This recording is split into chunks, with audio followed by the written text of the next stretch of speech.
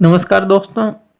आज बात करेंगे जो इंडिकेटेड हॉर्स पावर है और जो ब्रेक हॉर्स पावर है वो किस तरह से अलग होती हैं और कौन सी इनमें से ज़्यादा होती है, यानी कि दोनों में से कौन सी बड़ी होती है। पहले बात कर लें, जो इंडिकेटेड हॉर्स पावर है ये एक थ्योरेटिकल पावर होती है। जैसे आप थ्योरेटिकल कैलकुलेशन करते हैं वो चीज़, यानी कि एक थ्योरेटिकल मैक्सिमम पावर है किसी भी इंजन की जो कि वो प्रोड्यूस कर सकता है। अब ये हम मापते कहाँ पर हैं? ये हम मापते हैं जो इंजन सिलेंडर होता है जहां पर गैसेस का कंबर्शन होता है। आपने फोर स्ट्रोक इंजन के बारे में पढ़ा होगा। तो इंजन सिलेंडर के अंदर जहां गैसेस का कंबर्शन होता है वहां पर जो प्रेशर बनता है जो कि पिस्टन के ऊपर लगेगा, वहां पर होती है इंडिकेटेड हॉर्स पावर। वहां पर हम उसको मापते हैं। इसके अंदर कोई भी लॉसेस हम नहीं लेते। तो ये जो पावर है एक तरह से आप कह सकते हैं कि मैक्सिमम पावर होती है इंजन की, जो कि इंडिकेटेड हॉर्स पावर है। दूसरा, अगर ब्रेक हॉर्स पावर की बात करें, उसकी डेफिनेशन की बात करें, ये हमारे पास यूजेबल पावर आउटपुट होती है किसी भी इंजन की। तो ये हम कहां पर मेजर करेंगे? ये मेजर करते हैं क्रैंक शाफ्ट के ऊपर। जब गैसेस का कंबर्शन होगा वो पिस्टन को धकेलेगी, पिस्टन कनेक्टिंग रोड से कनेक्ट होगा, कनेक्टिंग रोड क्रैंक से कनेक्ट होगी और क्रैंक शाफ्ट जब रोटेट करेगी वहां पर अगर हम पावर को मेजर करते हैं तो वो आती है ब्रेक हॉर्स पावर। अभी हमने डेफिनेशन देखी इंडिकेटेड हॉर्स पावर की और ब्रेक हॉर्स पावर की। तो चलिए इस फिगर के अंदर हम समझते हैं कि जो इंडिकेटेड हॉर्स पावर है और जो ब्रेक हॉर्स पावर है वो क्या होती है। तो यहाँ पर पहले इसके पार्ट्स देख लेते हैं। यहाँ पर हमने एक सिलेंडर लिया है। ये क्या है? हमारे पास एक सिलेंडर है। सिलेंडर के अंदर यहाँ पर ये एक पिस्टन है। हमें पता है जो पिस्टन है वो मूव करेगा, यानी कि अप और डाउन इस तरह से मूव करेगा।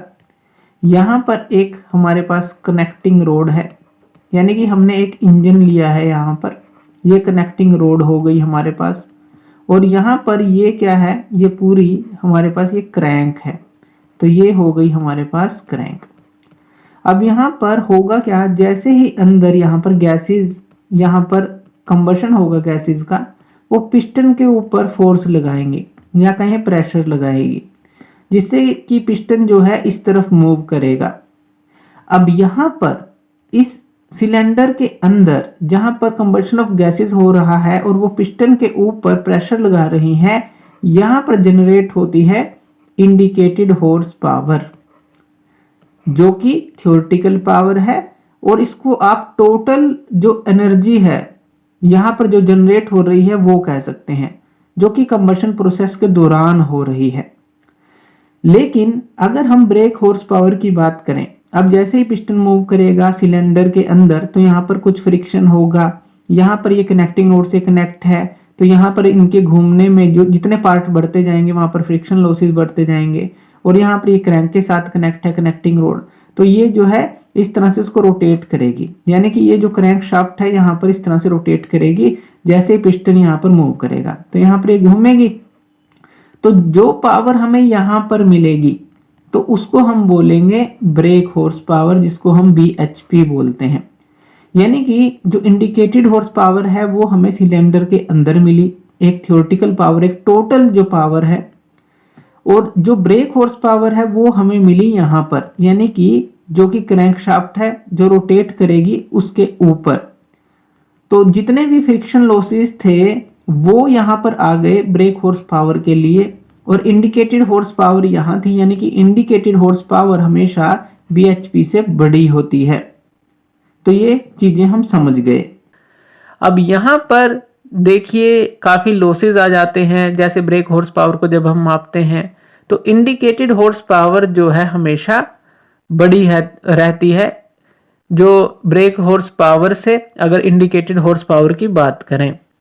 अब यहाँ पर फ्रिक्शन आ जाता है। जो इंजन के कंपोनेंट्स होते हैं जैसे पिस्टन और सिलेंडर के बीच में हो गया, बियरिंग्स हो गया, इसी तरह से जो भी मूवेबल कंपोनेंट होंगे वहां पर लॉस कुछ ना कुछ होगा। और इसी लॉस के कारण इंडिकेटेड हॉर्स पावर ज्यादा रहती है जो कि ब्रेक हॉर्स पावर है उससे। लेकिन ये जरूरी क्यों है? ये डिफरेंस जानना भी क्यों जरूरी है? अब यहाँ पर देखिए, जब हम IHP और BHP को डिफरेंस को समझ जाते हैं तो यहाँ पर हम इंजन की एफिशिएंसी के ऊपर काम कर सकते हैं, क्योंकि हमें पता है इंजन की मैक्सिमम पावर कितनी है, दूसरा हमें मिल कितनी रही है। तो इन दोनों का अगर ज़्यादा डिफरेंस आता है तो हमें कहीं ना कहीं पे इंजन के जो डिज़ाइन है उसके अंदर सुधार करने की आवश्यकता है, उसके जो काम करने की क्षमता है यानी कि कम हो रही है। तो यहाँ पर इंजन की एफिशिएंसी को हम बढ़ाने की कोशिश कर सकते हैं, यानी कि जो ब्रेक हॉर्स पावर है उसको करीब लाने की कोशिश कर सकते हैं इंडिकेटेड हॉर्स पावर के। जितना करीब हम पहुंचेंगे उतनी ही अच्छी एफिशिएंसी होगी किसी भी इंजन की। तो इसलिए ये समझना बहुत जरूरी है जो इनका डिफरेंस है। तो थैंक यू वीडियो देखने के लिए, और इसी तरह की वीडियोस के लिए आप हमारे चैनल लर्न एंड ग्रो पे हमें सब्सक्राइब कर सकते हैं। धन्यवाद।